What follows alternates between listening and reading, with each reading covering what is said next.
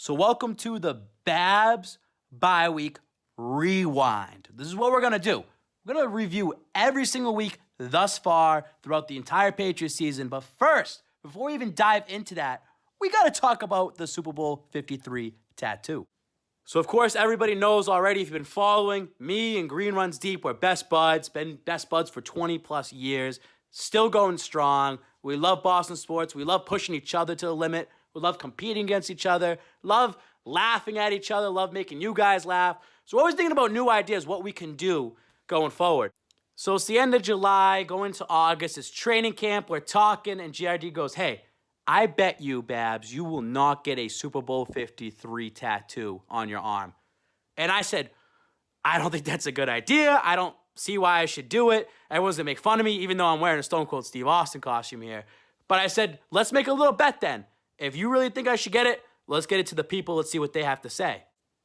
So we let the people decide at the end of the day. And on my Instagram at the time, I don't really get many likes. I don't get many views. So he said, look, make this post. If it gets 10,000 likes, you got to get a Super Bowl 53 tattoo. He said, I guarantee you, Babz, it gets 10,000 likes in 24 hours. I did not believe it at all. And look at that number, 12,000 likes. And that came within 11 hours. Funny enough is that I'm at work while this is going on. I'm looking at my Instagram, pull it up. The numbers keep rising. They rise. I'm starting to sweat. I said, why did I go against GRD? He's undefeated, always gets W's. And I knew that the reality was going to set in and that I have to get the tattoo. Even Ty Law came in chirping, saying I better post a picture of the tattoo to show that my word is bond. So there was absolutely no going back. Then I put it out there. I said, hey, guys, I'm looking for a tattoo parlor in the Boston area. Help me find someone that will be able to do this in a timely fashion before the season starts, and let's see what happens. August 16th, 2:41 p.m., my boy Milk Tats put me on his story a couple times, showed me some of his artwork, and said, hey, I've done something like this in the past. Let's tat it on you this time. And for those that don't know who Milk Tats is, he's actually done Post Malone. He's tatted up Jonas Gray. Recently, he's done Trent Brown on the Patriots. So he's done NFL players in the past.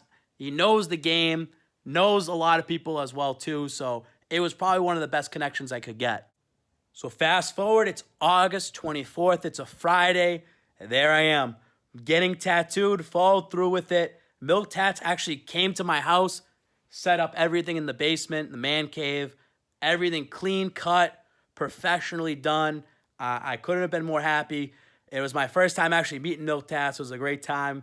We just did chat up. Funny enough, he's a Dolphins fan, so we were laughing during this. He said instead of writing champs, he was going to write chumps on there. So it was honestly, I'd never hurt. People saying that tattoos are going to hurt, you're going to be cringing, this and that.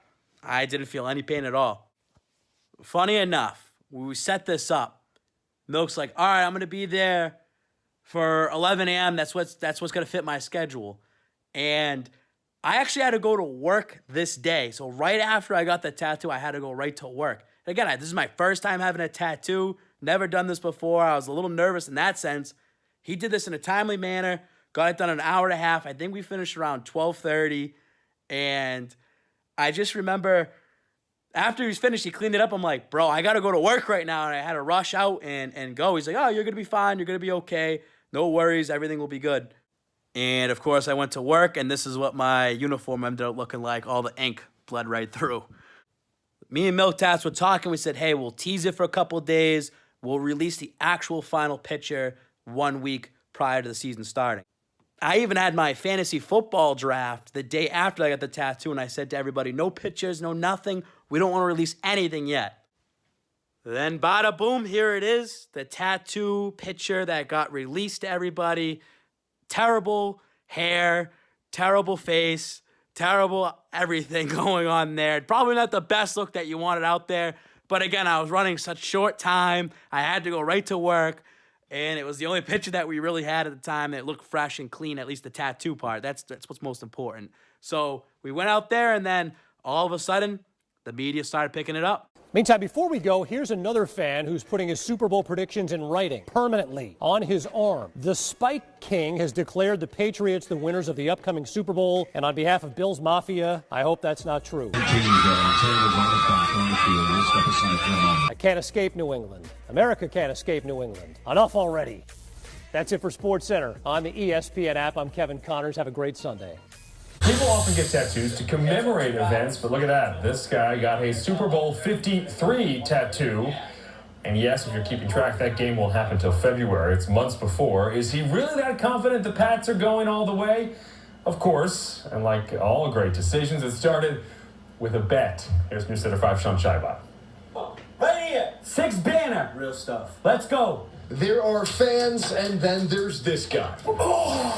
So pumped about the Patriots season, he set his predictions in ink, declaring the Pats winners of Super Bowl 53. It's not a prediction, it's a spoiler. It started, as these things do, with a bet over Instagram. He said, if this guy can get 10,000 likes on his post, he's getting a Super Bowl 53 tattoo. He did. 10,000 likes in 10 hours, and it keeps going.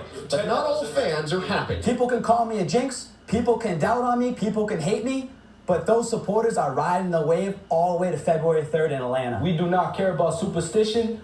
We're here, and the Patriots are winning the Super Bowl. 100%. The friends pushing each other to be the biggest Boston sports superfan, each putting money on their gambles. Tickets already set, flights already set, let's go. Booked and ready for the Pats to win in Atlanta. When I tell you that they're going to win the Super Bowl, they're going to win the Super Bowl. Sean Scheibach, WCTV News Center 5. That's a lot of energy before the season's even officially started. Service, your one-stop shop for all your automotive needs.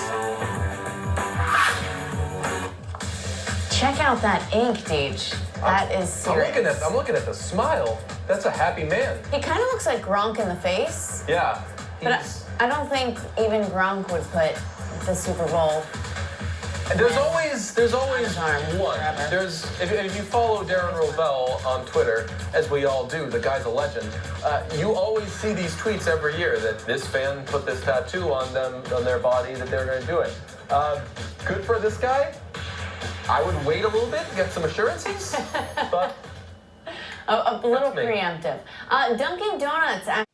You know that the media is going to say what they're going to say, and they're going to make you kind of look like a villain, or they're going to kind of make you look like you're an idiot, this and that, and it comes with the territory.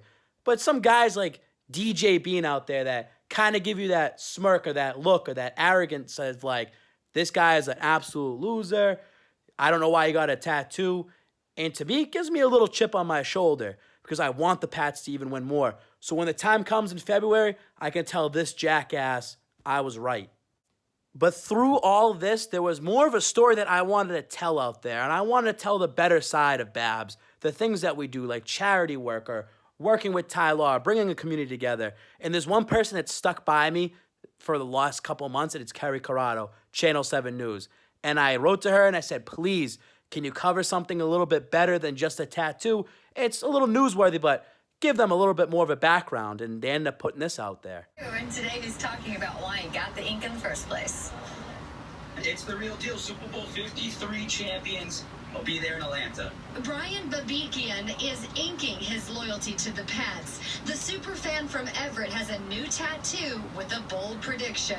Real deal, not colored in. It's not fake. It all started with a bet with his friend. He said, hey, make an Instagram post. If you get 10,000 likes on it, you have to get a Super Bowl 53 tattoo. I got 10,000 likes in 10 hours. I was sweating. I was in shock. I couldn't believe it, but I have to be a man of my word. Babikian isn't stopping with the ink. He also started the Spike Challenge to help raise money for the Best Buddies organization. Best Buddies works with children living with intellectual and developmental disabilities. I'm the Spike King. Let me see if you can dethrone me. All you gotta do is simple. Make a little donation to Best Buddies. Talk about Best Buddies, raise the awareness, challenge others to do it, and then show off your best Spike. One thing is for sure, this diehard superfan has a huge heart for New England. It's about everyone else. It's a teamwork, team effort, and I always try to push anything else that I can in a positive light. So Brian says, at the end of the day, the tattoo's been set. I'm locked down, ready for the season. Let's get it. We're on to week 1.